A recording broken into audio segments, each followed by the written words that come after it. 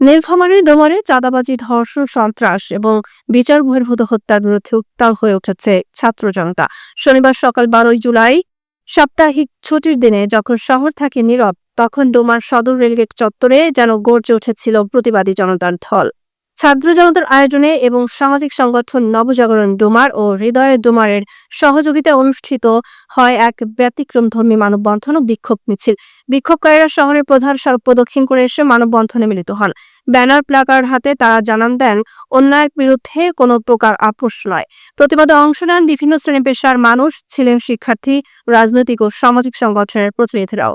মানববন্ধনে বক্তব্য রাখেন ছাত্রনেতা অর্ণব আল আলিফ, মাহির মিলন, কামরুল ইসলাম আরিফিন, শ্রমিক কল্যাণ ফেডারেশনের সোহেল রানা এবং সিনিয়র সাংবাদিক সোহাগ মামুন সহ আরো অনেকে।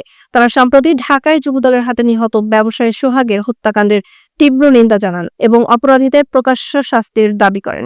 বক্তারা বলেন, দেশে গুম, খুন, ধর্ষণ, চাঁদাবাজি এবং সন্ত্রাস বেড়ে যাওয়ায় সাধারণ মানুষ আজ চরম নিরাপত্তাহীনতায় ভুগছে। মানববন্ধন থেকে বক্তারা অন্তর্বর্তীকালীন সরকারকে উদ্দেশ্য করে কড়া বার্তা দেন। অপরাধ দমনে দ্রুত ও কার্যকর পদক্ষেপ নিতে হবে।